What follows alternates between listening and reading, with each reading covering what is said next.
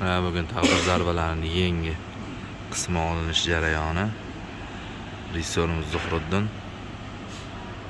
kadr orti jarayonlarni kuzatib turinglar. Ukamizga gap yo'q mana. O'rtoqlar bilasizlar.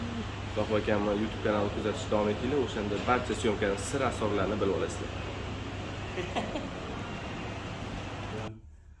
Hadeb uyda siqilib o'tirmasdan ko'chaga chiq.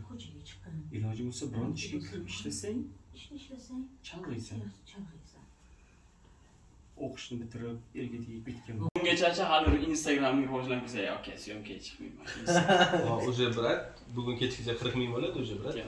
Cho'g'mi? 50 mingdan oshsa men уже so'rashmayman. O'zimga shunaqa plan qildim. Подписчик qilgan bo'lardim. Sizga yetishimga ozgina bor. Nega? Mahkamman подписчик. Shu ozgina.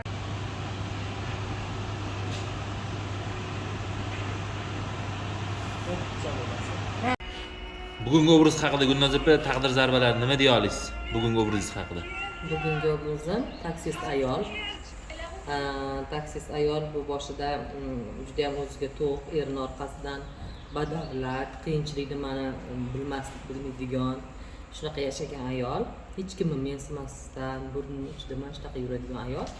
Oxir oqibat eri o'lgandan keyin taksistga aylanib, bolalarni boqish uchun o'zi harakat qilib, pul topish qanaqa qiyinligini bilib va o'zi xo'rlagan, bir paytlar oyoq osti qilgan insonlar bilan taqdir shundoq Allohning nima qilib yuzlashtirib qo'yadi o'sha qiyinchilik paytlarida.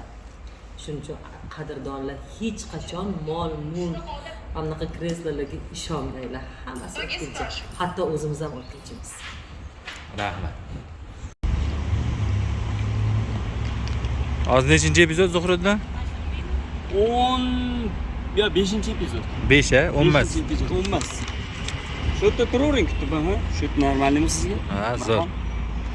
Chiroyli kuylar kiyib yurardingiz. Avvallar chiroyli kiyim kiyib yurardim. Maktabimdagi hammasiga havas qilardim. Maktabimdagi hammasiga havas. Hozirchi? Hozirchi? Nima qildi o'g'lim hozir? Bugungi syomishning kunda mashinadagi epizodlarni olamiz. Mana operator shogird o'zimizni. Hozir mana mashinadagi epizodlarni olamiz. Kun issiq bo'lishiga qaramasdan bosamiz. Alloh xayrli qilsin.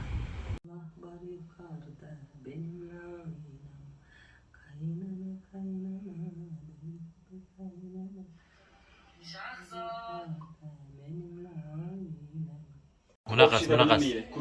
Yo'q, o'pishida bilinmaydi.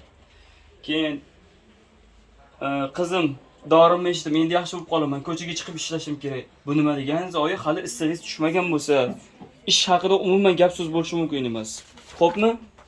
Endi ishga kirganman.